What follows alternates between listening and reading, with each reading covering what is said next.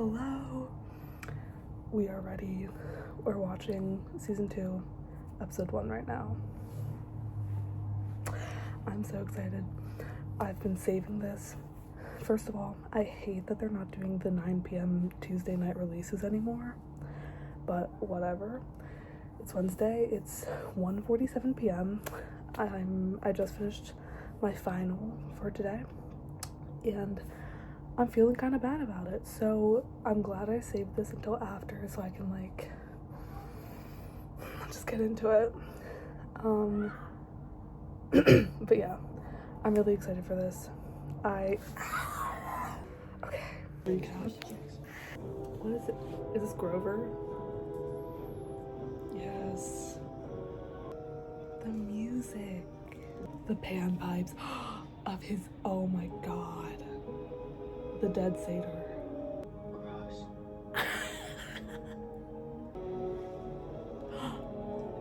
Is that?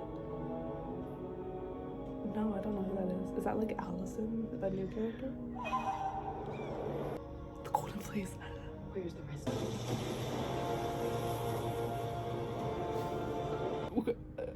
I need to pause. Is he? So he got taken by the sea monster. Is that gonna lead him to, dude, what's his name? Polyphemus? I don't know. That's really exciting. I like that, like, I think Grover's gonna have more screen time in this than he obviously has in the book. So I'm excited to see, like, his side of stuff. But also, we're at Percy now, so the dishes under his bed. Gotta wait for camp. Oh my god. Hope you're okay. That is so precious. Oh. Thanks, Percy. What? That's pretty cool, Tyson. What is that? Compass. Oh. I thought it was Paul. And I was like, what? They didn't cast Paul. It's Tyson. Okay, here's my question. The eye does not look that bad, guys. An eye in the middle of the face is never gonna look normal. Get over it. He's so cute. He's Cyclops. He lives with us now. Okay, thank God, because in the book he's homeless on the street, and I'm like, why is no one doing anything for this poor boy? Oh, he's so cute. But I was his only friend. Percy. Okay, there's differences happening here. Sally is saying like, let's go to camp, when in the book she's like, you can't go to camp because it's dangerous. I guess it's because it hasn't happened yet. Yeah, that makes sense. Okay, another thing, when I read the books as a 12-year-old, I hated Tyson. I hated Tyson until I started rereading The Sea of Monsters like 2 days ago, and I've actually kind of come around to him. He's actually kind of sweet.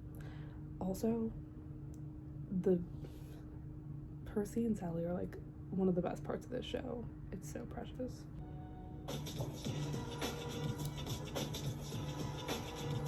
This is what we need. Oh my god.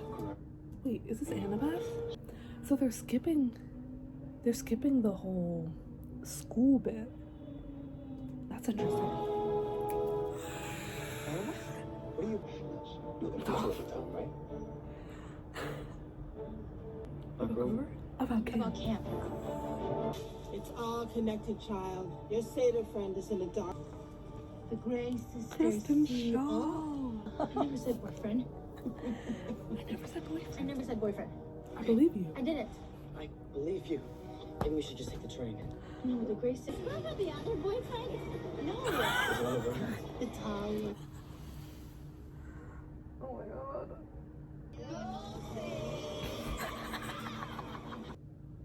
Wait, you got my Oh my letters, god, I right? can't. They're writing each other letters. Honestly, I felt like you left some stuff out too. Oh my god. Tyson! I am the chase. Give you permission to enter camp.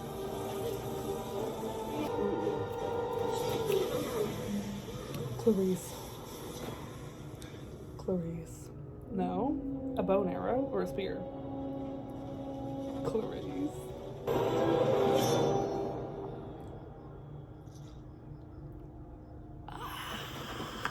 Luke! You running again? Oh.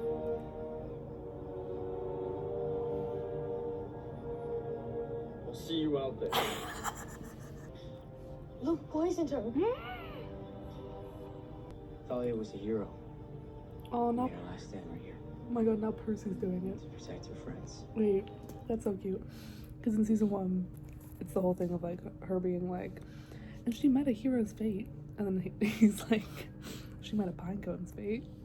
And now he's the one like taking it serious. Stand aside. He has permission. From who? From me. Does camp still stand? Can't stand strong. Okay, So waking me up wasn't my luck. who is this gay little servant? Any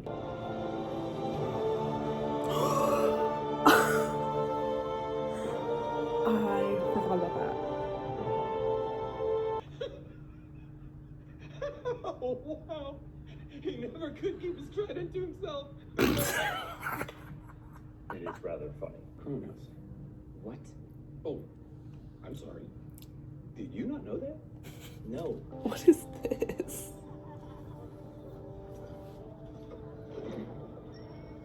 Bro. Oh, it's Did the you know eye. This whole time. No way. We're best friends and we're bros. I wouldn't know that. We're not bros. Oh my god. It means I'm all alone. So that sucked. I'm gonna walk. Yeah, let's go to Come on, we're walk. already in trouble. What are they gonna do? No, it's just. Wait a minute. You said that you spent your last drop on to pay for my cab fare. That means you had at least 2. This whole year, why didn't you reach out? That's what I'm trying to do now. Okay. I'm maybe always just on Annabeth's side. I'm always on Annabeth's side. Give me a few minutes. She doesn't have a few minutes. Don't worry about it. Just get some sleep. Just get some sleep. Yeah. Because the monsters will know. Oh my god. Sleep's good. Means you're safe. Oh my god, oh my god. Just asking because even before Luke left, you were the only one I could really talk to. I'm going to fix this. Leah. I just need to know how. Bro, the alarms.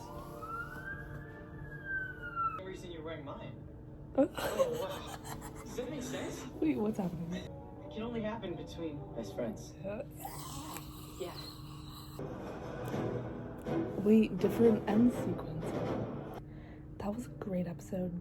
I think that set everything up very efficiently. Like, I love that they just drop us into it. Yeah, I love the dynamics they're setting up already. Tyson is so much better. Yeah, I'll come back and talk more if I have more thoughts, but that was great. Okay, so now I'm going to be doing my little, like, episode 1 real breakdown sort of thing. I did this for season 1 where I would do, like, a bit of my reaction and then, like, a 30-minute breakdown of the episode. And so I'm hoping this isn't going to be that long, but it probably will be, like, let's be honest. So yeah, it's midnight right now, so ignore that. But yeah, I'm just gonna go through episode 1, talked about like all the details and stuff. So yeah, okay, we start out with Grover in the jungle. Love. Again, I said this when I was reacting, but I think we're gonna see much more of Grover's side of things this time around, which I love. I love that we opened on this. It's very, like, you know, adventurous, questy, setting up, you know, them being on the water, that situation. So yeah, I really liked how this introduced Grover's whole thing for this season. He sees the panpipes. Ooh. We see Allison and her little crew of Luke supporters, I was really excited to see that happen so quick.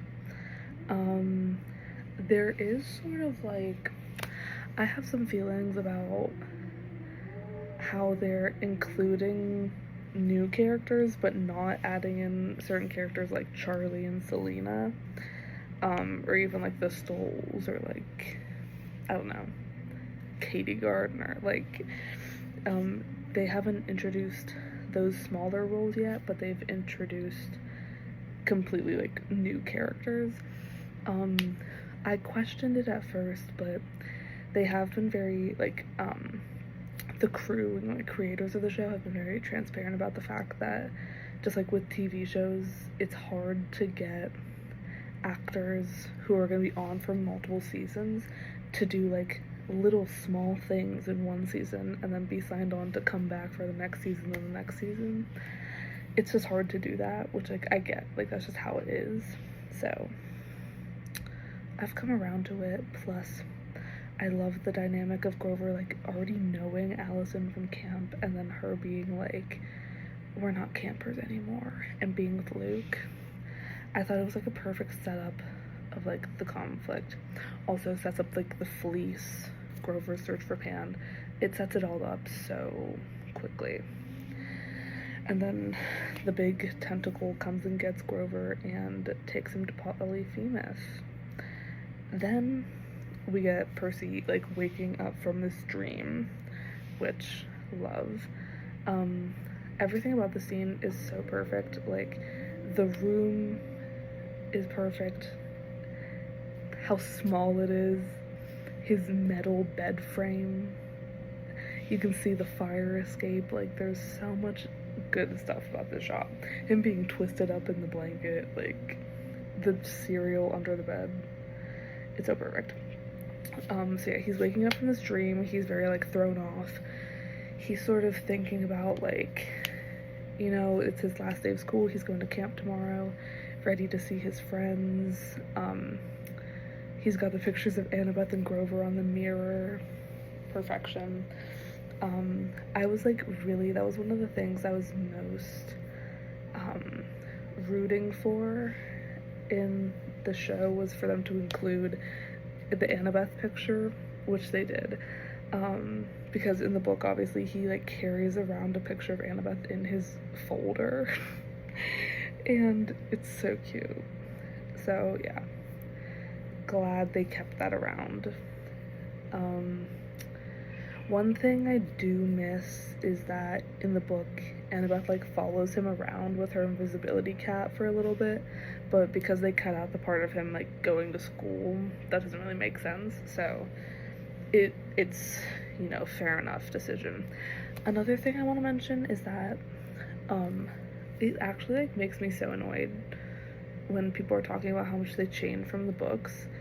And like, I get it, like people want to see like a 1-for-1 adaptation of the books, but for me, like, talking about like, I feel like a lot of this is in comparison to the movies, because the movies don't follow the books.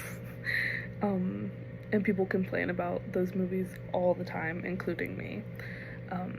But the thing that's different is that while the movies didn't follow the books at all, it changed character dynamics and also just like changed the vibe of things. Whereas the TV show, I feel, is like, its biggest strength is its portrayal of the characters. Like, it's actual perfection, the way that they portray these characters. And I think everything that they change has a good reason for it and only adds to it. And if it doesn't, it's like something that has to be cut for time. It's like they can't have like 1.5 hour long episodes to get everything in here. It just like doesn't, they just can't do that. And I think that they're very intentional about everything that they do.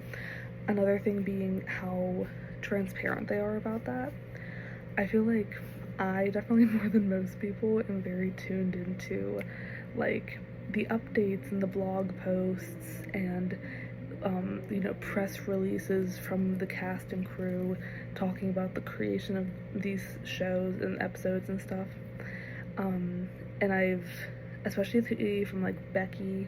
Becky's very transparent about what they really can and can't do with the show, and like what limitations they sort of have and how they try to work around that. I think John Steinberg, who are the directors and producers, question mark, I don't know their exact roles. I think director and executive producer, I don't know. But they're very transparent about like their decisions behind stuff. It's very well thought through, and I think like maybe some people don't see as much info as I do, so maybe they don't get to see how much thought is put into it. But like me personally, in these first 2 episodes, like yes, there were changes made from the books, but none of them are like I'm mad about, you know what I mean? So that's just my thoughts on that. So yeah, okay, Percy wakes up, he's thinking about his dream, he's getting ready for school. He's out here with Sally. Percy and Sally are perfect. Just perfect. It's so sweet. She's just so incredible. I love that they changed Tyson to living with them. I think it's so good, like, because in the books, Tyson is out on the street, which, like, is so out of character for Sally, which, I understand Sally and Percy are poor and can't necessarily support another kid in the house, but they, like, figure it out, you know? And I just love seeing that, because Sally is just so caring. And I also love that they're continuing this theme throughout the show that like not everyone who looks like a monster is a monster, and not everyone who looks like a hero is a hero. That was introduced episode 1, season 1, and yeah, it's just great. I also like how the Percy and Tyson dynamic is portrayed in the books. They're like, Percy's like embarrassed of Tyson, like fully. And in this, we get to see a little bit more of like, he's still embarrassed of him, but Sally is very quick to be like, Percy, like, we don't do that. And I love that. Like, he's being, it's just such great parenting to be like, we don't need to be thinking of him as a monster. And then Percy immediately apologizes to Tyson for being like, I'm sorry, I didn't mean to call you a monster. And I love that. It just, I feel like something I'm going to talk about a little bit more later is, I just watched the podcast episode that they did for episode 1, and something Walker said really stood out to me of Percy not necessarily like thinking through what he says, he just says it. And I think that comes through in some ways, in like bad ways, but some good ways, mostly good ways. Some being like, when he calls Tyson a monster, he's not necessarily like intending to do that and say that, it just sort of comes out. But then like later in the episode when he's apologizing to Tyson and he's making it right, it's like, it's not this big moment of him like whatever, it's just like he's speaking from the heart, he knows he did wrong and he's trying to fix that. And I think that whole thing of just like speaking from the heart and not necessarily thinking about the intentions behind it comes into play a lot with Percy and Annabeth in these first 2 episodes. So yeah, but Sally's part was perfect. She's so sweet. They did shift around in the books. Sally is like, you can't go to camp, it's dangerous there, but in the show they don't know about the barrier until they arrive at camp, which honestly I think that's a good decision. I think that makes more sense.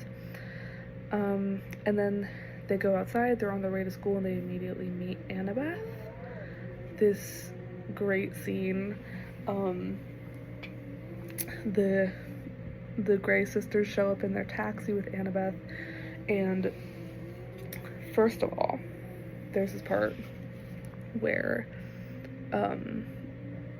she says, what'd she say? Did you have the dream? And he says, about Grover? And she says, about camp, which is like from the trailer. And it's so good. And something Seaweed Brain podcast, which is my favorite podcast, my top podcast for like the past 3 years, they mentioned this incredible connection. Oh, it's actually so good. That like Annabeth's dream was about camp, Percy's dream was about Grover, and they connected that to in Wrath of the Triple Goddess, when Annabeth and Percy have, like, at the same time have dreams about something that's happening with Hecuba and Troy. I think it's Troy, the city of Troy, like from Turkey. But once they talk to each other about the dream afterwards, and Percy is talking about how like he saw this version of Hecuba and like felt so sorry for her, all this stuff, whereas Annabeth saw the city of Troy itself and like the architecture and just like all of that of it. And there's this incredible quote where it's like, she says, "You saw the people, I saw the buildings. Why is that?" And it's just like so powerful that Annabeth just feels like she lacks this like ability to connect with people. It's so detailed.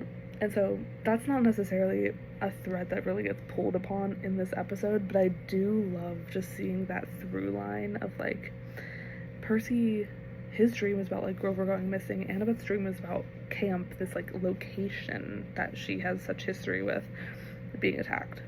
So that's what happens. And then there's this really cute scene where, well, first of all, Tyson like carrying Percy, so funny. And then Tyson is like, "Annabeth," and Annabeth is like, "What?"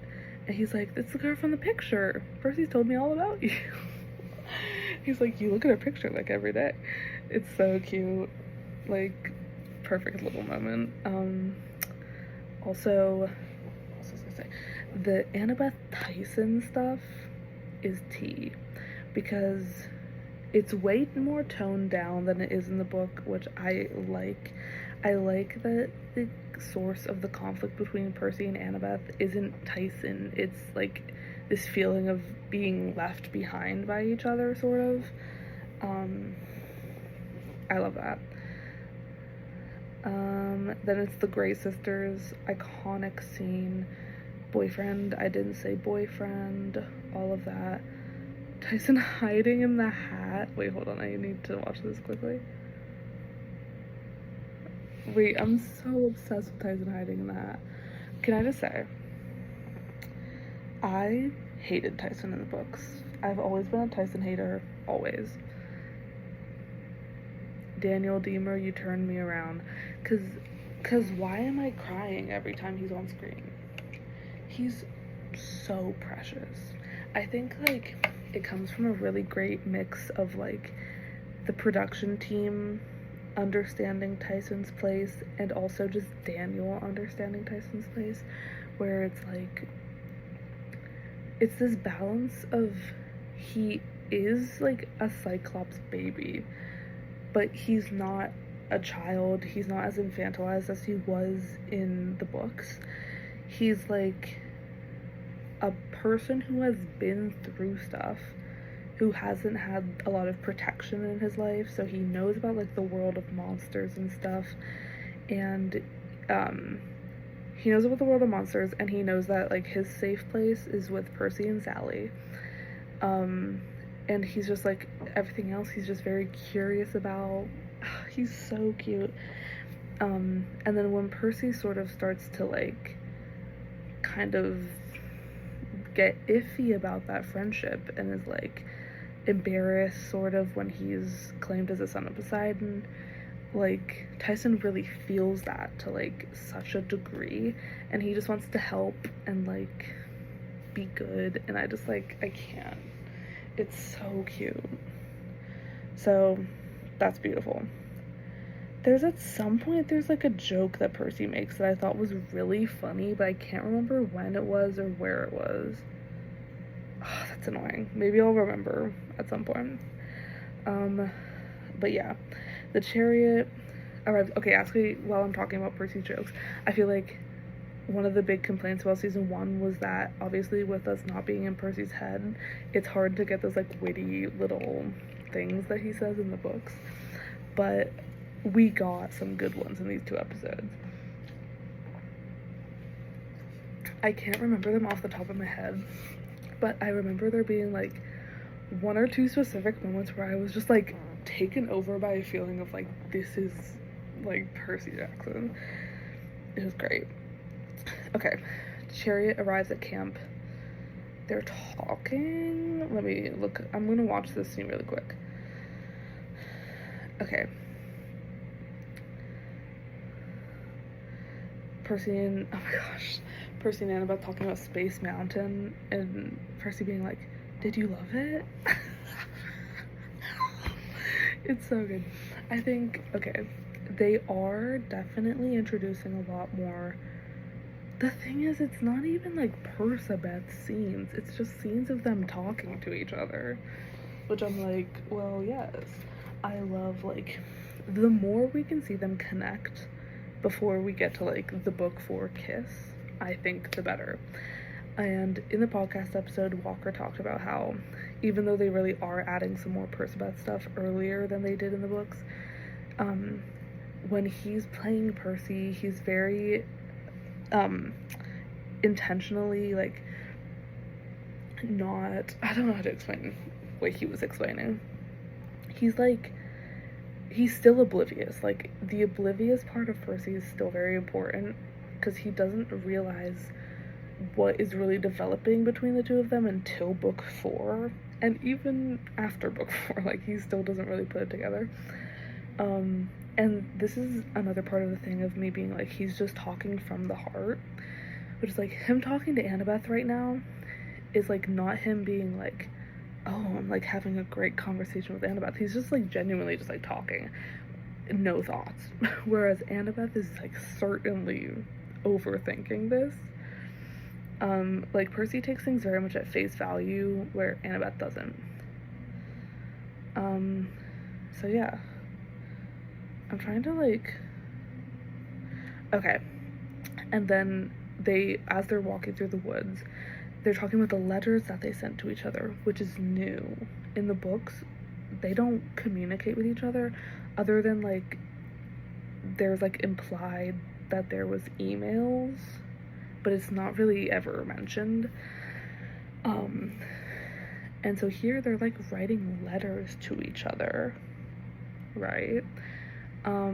But they're both sort of saying to each other how they feel like the other one has left stuff out of their letters, that they just feel like they're not fully on the same wavelength, which, like, this is such a better basis of like their conflict in this season than Annabeth just not liking Tyson, which I'm sure the Annabeth and Tyson thing is gonna get explained later, especially because I think it's in episode 2. No, maybe it is in this episode. Whenever Percy and Grover have the dream empathy link together, Grover is talking about how, like, he's like, oh, you're with a Cyclops. How did Annabeth handle that? Because the whole thing is that Annabeth, or like, Thalia was killed by a Cyclops or something like that. Annabeth had a bad experience with a Cyclops, and so she is like terrified of them.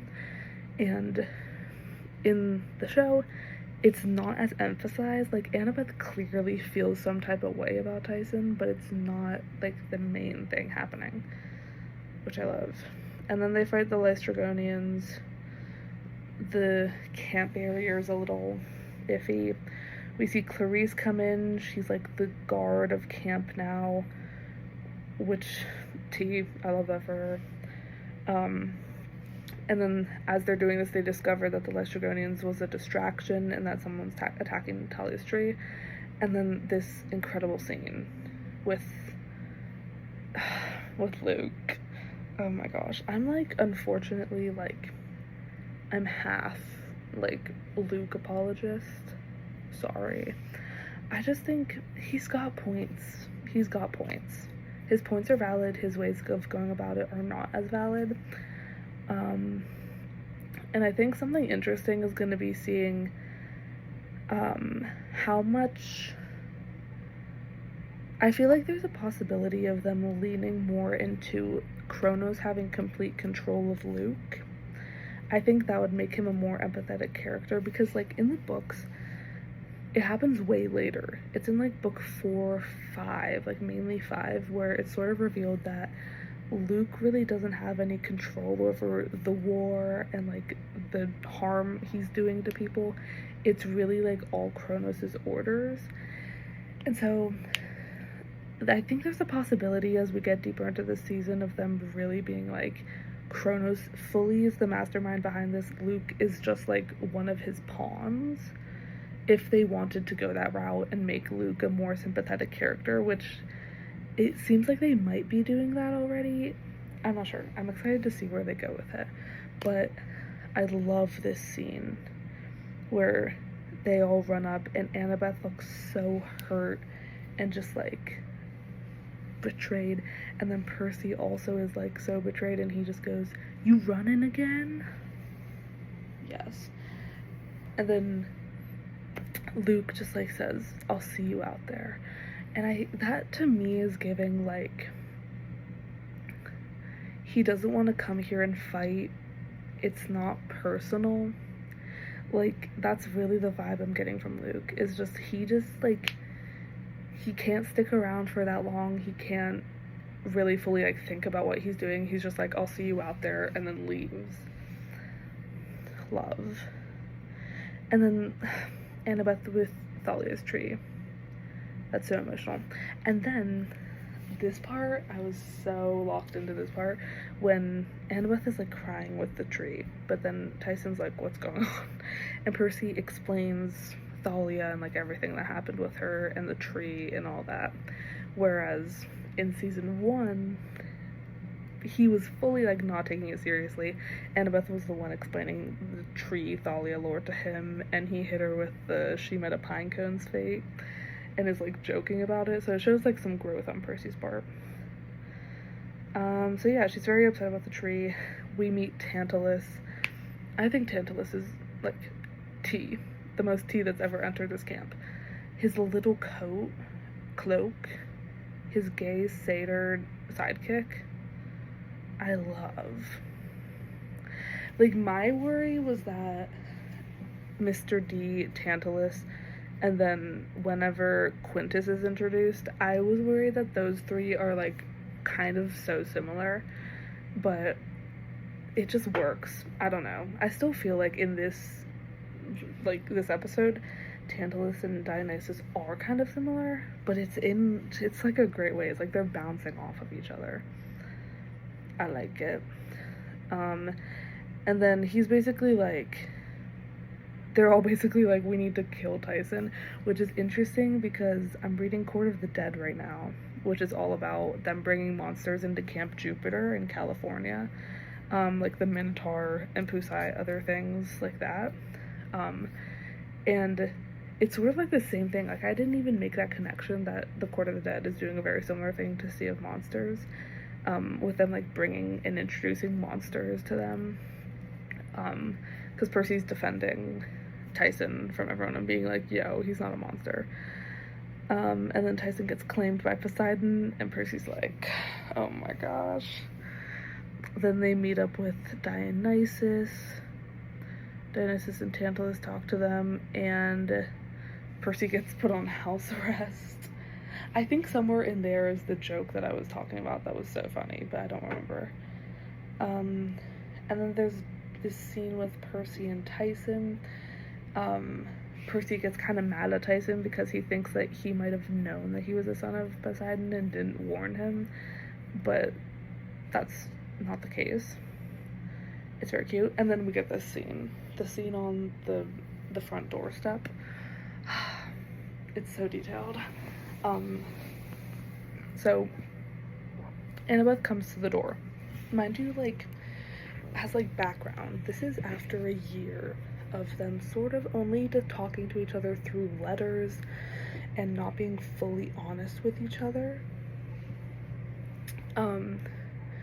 Annabeth, wait.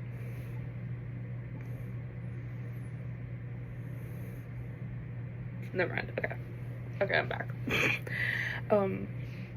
Annabeth makes this move to try and reach out to Percy. And like this is another example of like Annabeth is overthinking things and Percy isn't thinking. Like that's like the basis of their relationship for the first 4 books or so. Is that Annabeth in this moment is definitely thinking like, okay, vibes are weird, we need to like set things straight. And so she goes and tries to talk to him. Whereas Percy just like sort of has a lot on his mind, isn't super worried about it. And so he sort of like turns her down and is like, I'm kind of talking to Tyson right now, he feels scared and alone, whatever. And then Annabeth is like, no, yeah, it's fine, we can just talk later. Just like that miscommunication, I'm telling you. And I love that, like, something in the books that I'm not a fan of is the miscommunication aspect of it, which is like, it's just done differently. It's like the miscommunication in the books is almost like they're really just like not even trying to talk to each other. They're just like expecting each other to understand what they're feeling with no basis to it. Whereas this feels a lot more like vulnerable and like genuine miscommunication. I love it. And so she's like, okay, whatever, I'll just go on a walk by myself.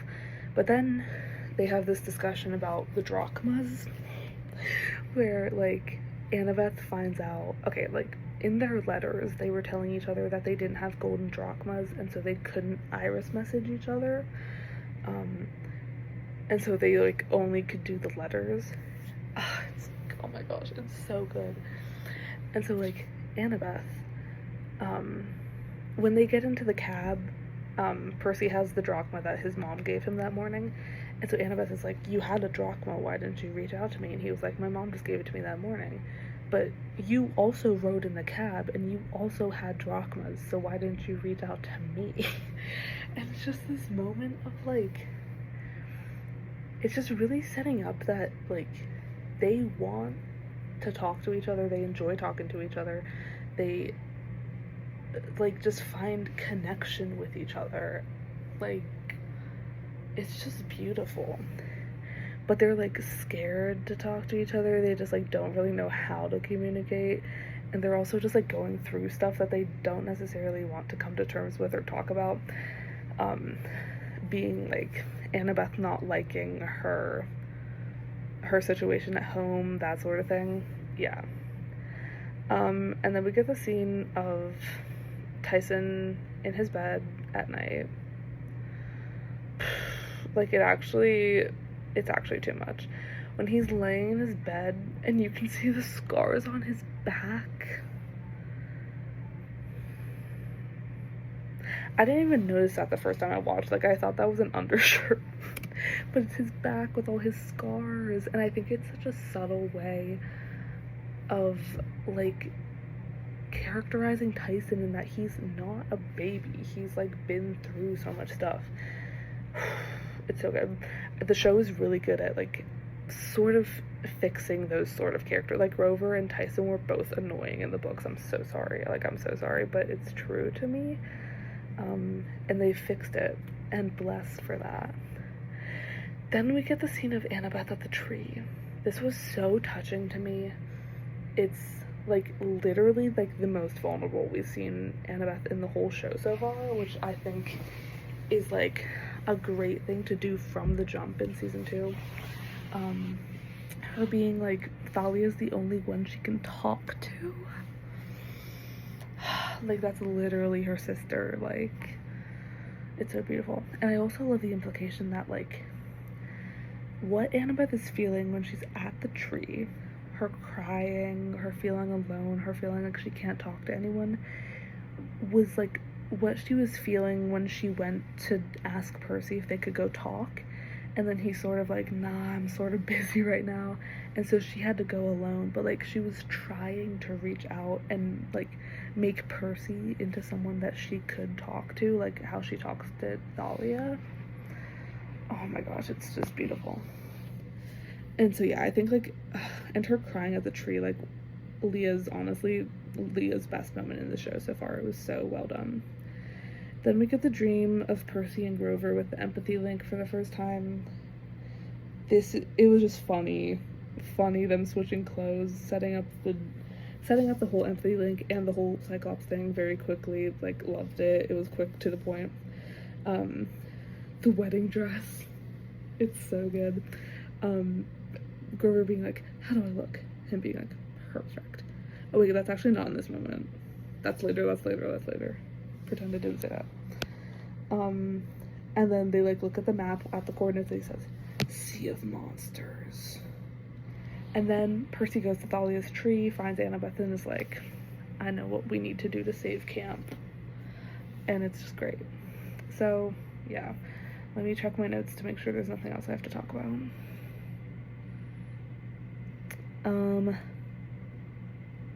Yeah. We're good. I just think from this episode, I think we're pacing well. We're setting up great character dynamics. It's just good. What can I say? Like, I already see improvement from season 1. It's gonna be great. I'm so excited to continue this. Specifically, I'm very excited for the Cersei and the Siren episodes. I don't know, I never posted my Cersei reading vlog. I don't know if I even finished, like, actually filming that, but Cersei is my favorite book, Cersei by Madeline Miller, and so I'm really excited to see what they do with Cersei in this show, because they, like, with Medusa, obviously they changed that, because Medusa in, like, the modern day is, like, a symbol for, it's a symbol for, like, abuse survival? Something of that sort. And it's, like, this powerful symbol for people now. And in the book, it's sort of, like, not portrayed like that. And so they really, like, characterized Medusa way more in the show. And honestly, the Medusa episode of season 1 is my favorite episode. I love what they did with that. And so I'm really hoping they do something like that with Cersei as well. But at the same time, I feel like Cersei in the book is already pretty perfect. So I'm just excited to see what's to come with this season. Wait. Hold on. Okay, no, we're good. I was about to start talking about Clarice, but there's not a whole lot about Clarice in this episode yet. I just will say I'm very excited to see where they go with Clarice. I can already see the plans they're laying. It's so good. So yeah. Season 2, episode 1. Let's go. Strong start. Funny, cute, adorable, emotional. It's perfect. So yeah. I have more things to say. First of all, in the cab, the scene, the boyfriend, I didn't say boyfriend, that scene, when the Grey sisters say something about, like, oh, is that the other boyfriend? And Percy looks at her and goes, the other boyfriend? Oh, y'all funny for that. Like, I was laughing.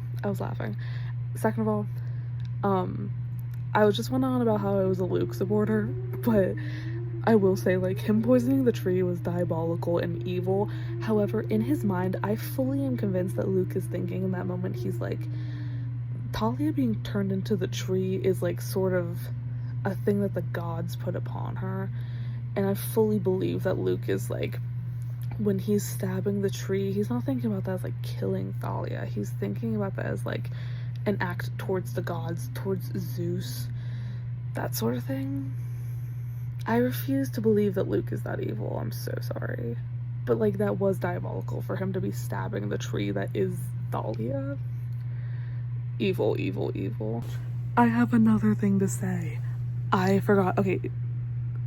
I talked about the jokes, the funny jokes in this episode.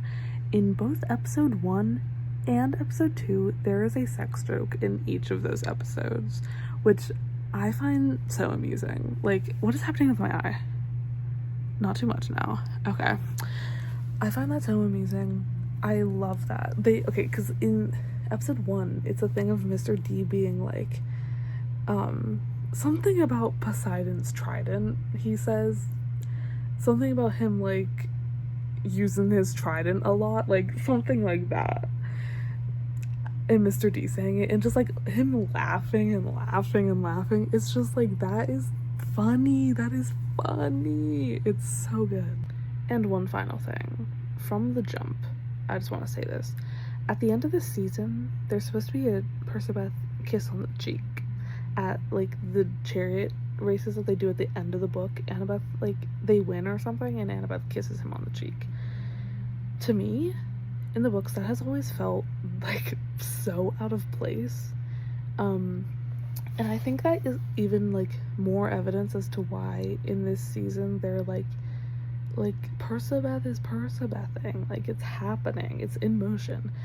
And I think obviously Percy doesn't fully realize it yet. Annabeth is realizing it though, which is why she does that at the end. And so I figured going into this season that there wouldn't be a Percabeth cheek kiss at the end, but like maybe there is, and it would make more sense than it does in the book. So yeah, but anyway, that's my episode 1 thoughts. Dickie, I'm literally crying about Tyson again. Like, I have no words. I can't believe they've redeemed this character so much for me. I literally, every time I think about him and the scene of him talking about being on the street and just being like, sleep is good, while we are looking at the scars on his back.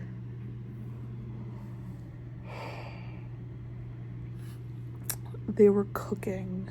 I know when they thought about that in the writer's room, they were like, this is it. Oh my gosh. I have one final thing to say. I'm literally rewatching the episode right now already, but I just rewatched the bit where she talks about the other boyfriend, and the person goes, other boyfriend, and then Christian Shaw goes, yeah, the tall one in her dreams. Do we think that's Luke? Like, what other tall person would she be dreaming about? It might be Luke. So that's tea. And that's sad. So, yeah.